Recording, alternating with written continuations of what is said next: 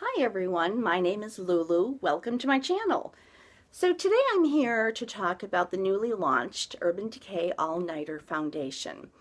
And I think it's important for you, if you are new to my channel, to kind of know a little bit about my skin, my coloring, my foundation world, and so you have background and you'll know if you are similar to me or not similar, and therefore can be a better judge of this review and whether or not it might or might not work for you. Off the bat, I will tell you that I am disappointed in it. And so I'm not going to hold you in suspense. But after you hear my review, it may be absolutely perfect for you. I have oily to very oily skin. I think that probably being called all-nighter and claiming to be a matte finish, that Urban Decay might have been their target market. I have oily skin all year round. It's not just a summer thing, and it's my entire face. I am as medium toned as can be with a warm to yellow, medium color with a warm to yellow undertone. In MAC, I'm an NC 35 most of the year. When I self-tan, I do add bronzer to my liquid foundations, and that darkens it up, or I'll use Cover FX drops, etc. And foundations that I really love, I will go ahead and buy in two different colors, my most of the year color and my self-tanning color. This foundation it makes it look like I'm trying too hard. That's the number one, that, and I'm going to talk about the color later on. I like to look made up. I don't mind if someone says, gee, you have beautiful foundation on, versus your skin looks beautiful. I like to look made up. I wear makeup. I have no problem with it. I certainly like it to look more natural. But this is not just looking made up. It looks like I'm trying to cover something. It looks, as I said, like I'm trying too hard.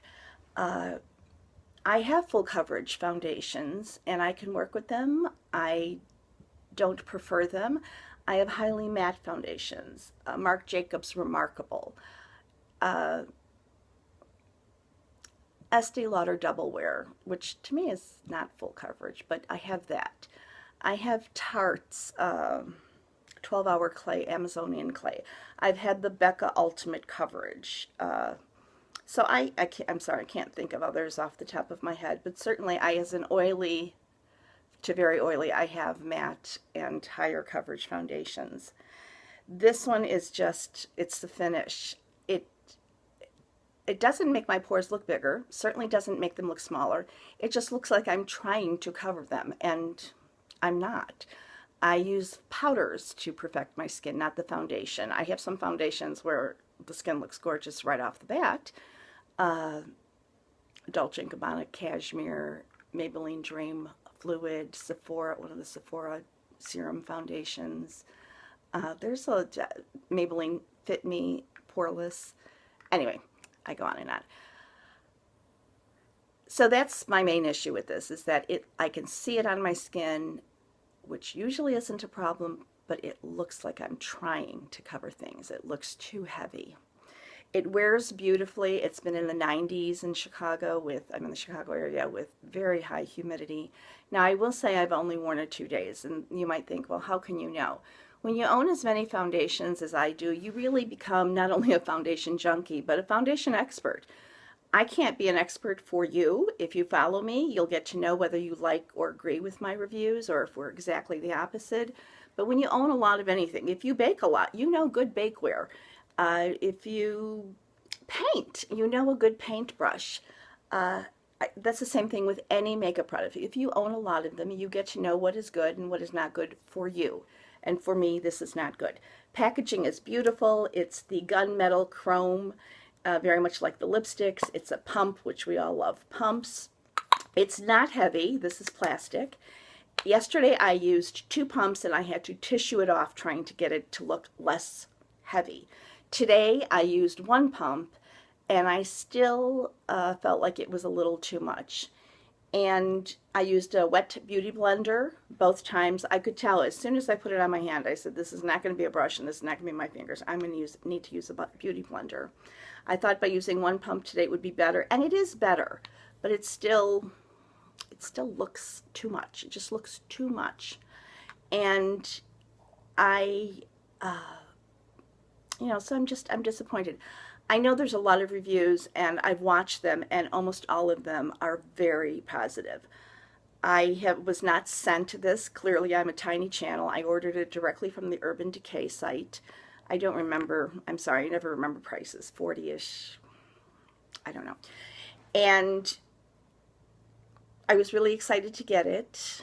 And I don't think it's matte. Have I already said that? I'm sorry. I find it to be demi-matte to satin. I did not find it to be a matte finish. I mattified it when I put the powder on. I did have to blot. I've only worn this about 6 hours, yesterday and today. Today I'm on my 6th hour. And it looks the way it looked when I put it on for the most part. So I would have to say this is easily going to go 10, 11 hours and still look good. So I'm going to say it's very long wearing. That's it. It just looks too much. You know, I want to talk a little bit, very importantly, though, about the colors. Urban Decay, those that end in .0 are for warm yellow undertones. The colors that end in .5 are for cool or pink undertones. I am 6.0 in the Naked, which I like very much. Again, that's my all-year color. Because this one is so much more opaque, to me, this has brown or almost olive undertones versus the yellow. I could definitely use more yellow in this. So that's one thing. And the other thing, I know I've heard other YouTubers say this as well. It dries darker. And it does not oxidize. It's not a matter of oxidizing. It dries darker. Just like when I'm bringing up painting again, when you paint a wall and the paint starts to dry, it usually gets lighter than when you first roll the paint on. This gets darker. So if you're in the store, I cannot stress this enough. Put it on your hand, shear it out or spread it out, and give it at least a minute. You'll see as it's drying, it's getting darker and darker. So if you're looking for a match, if you're new to the Urban Decay liquid foundations, absolutely make sure that you let this dry, because it's not slightly, it is very different in color when it dries. It's a full shade. It could almost be 2 shades. I mean, it is a huge difference. And I don't know, I'm usually when I walk around or try to make a judgment in a store, I'll put some on, I'll do this, I'll go, oh yeah, no, and then I'll, you know, try another one, and then go wash, you know, or whatever, tissue it off. So that's very important. Let it dry down so that you can get a good color match. So that's about it. You know, it just, as I said, it may be on younger skin. And I don't have a lot of skin issues. I've discoloration. I'm not sensitive. I'm not acne prone. I'm not acne anything. I'm not reactive. I just have very oily to very oily skin. But I don't have any other skin issues other than hyperpigmentation and just uneven skin tone. And this certainly covered that. It's almost full coverage. Just, you can see it too much. And not in a, oh, she put makeup on, but oh, she's trying to hide something kind of a way.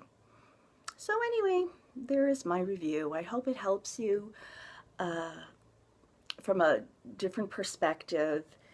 And that's about it. Hopefully Sephora will have these in 100-point perks, or even in the free sample selection, because they usually do. Urban Decay is pretty good about partnering on sample programs.